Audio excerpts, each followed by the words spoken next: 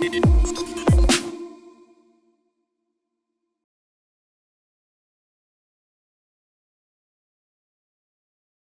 crois que c'est un changement de regard. On voit souvent les personnes handicapées comme des gens qui ont un handicap et donc une incapacité, et on ne les voit pas comme une personne en entier qui justement peut aller chercher un dépassement de soi.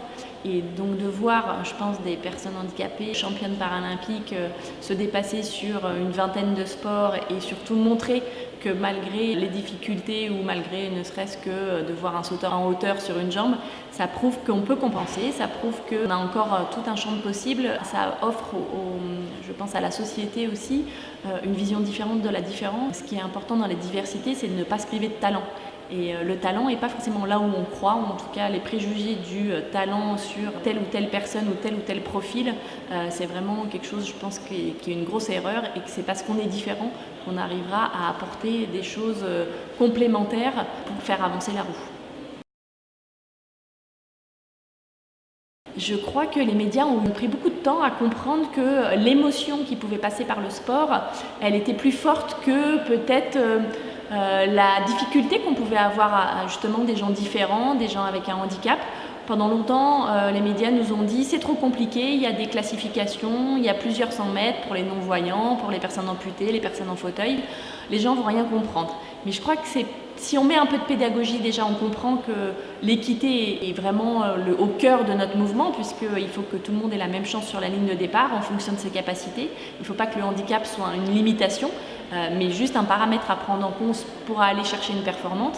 Et donc c'est vrai qu'une fois qu'on a mis un peu de pédagogie dans des petits clips qu'on a fait, notamment pour expliquer à tout le monde de 7 à 77 ans un peu le système de classification, et surtout les gens se laissent prendre par l'émotion.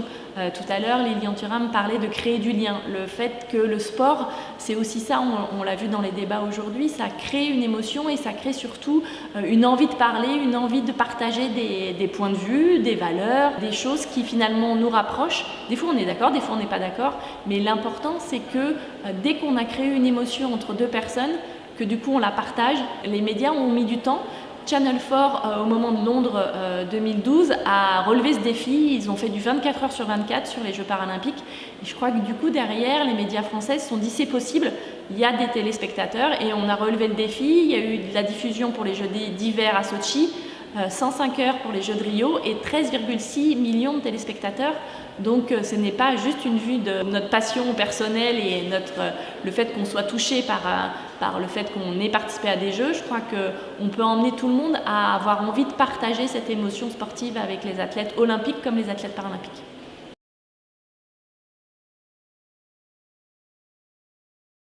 C'est vrai que le mouvement olympique, alors un peu plus que le mouvement paralympique parce qu'il y a plus d'argent. C'est vrai que moi je comprends des fois les réserves qu'on peut avoir sur le fait que le mouvement sportif peut être des fois instrumentalisé par l'argent, que des pays peuvent se servir d'un grand événement sportif pour faire un peu de la promotion et pas sur, je pense, des valeurs qui sont communes avec les valeurs du sport. Mais après, c'est toujours comme on voit le verre à moitié vide ou à moitié plein, je le disais. Sochi, c'est vrai que ça a été un énorme chantier. Je pense qu'il va y avoir une problématique sur la réutilisation des infrastructures. Mais en même temps, pour nous, sur les Jeux paralympiques, tout bêtement, à Moscou, ils ont refusé d'organiser les Jeux paralympiques en disant qu'il n'y avait pas de personnes handicapées en Russie.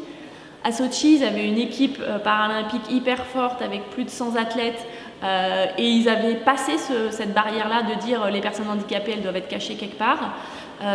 Donc c'est vrai que le CIO, le mouvement olympique et le mouvement sportif français international doit travailler justement sur la protection de ces valeurs, sur le fait de faire attention à l'instrumentalisation que les gens peuvent en faire.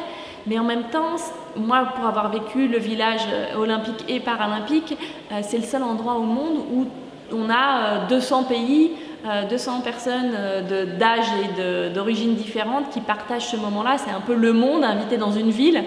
Moi j'ai jamais entendu de problématique de violence, d'intolérance au sein du village. Et donc c'est vrai que forcément c'est une loupe. Donc dans la loupe, on voit des choses qui sont des fois qu'il faut combattre et des choses qu'on veut valoriser. Il ne faut pas être naïf et on aura toujours des valeurs à combattre dans les pays qui accueilleront les Jeux Olympiques, mais on espère que ça changera en fait.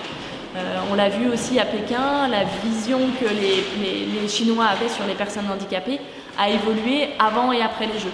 Donc je crois quand même, même si c'est pas suffisant, le fait que un grand événement sur un territoire, ça fait évoluer. Par contre, il n'y a pas de miracle. C'est une économie, le sport aussi. Et donc, qui dit économie dit aussi toutes les difficultés qui vont avec.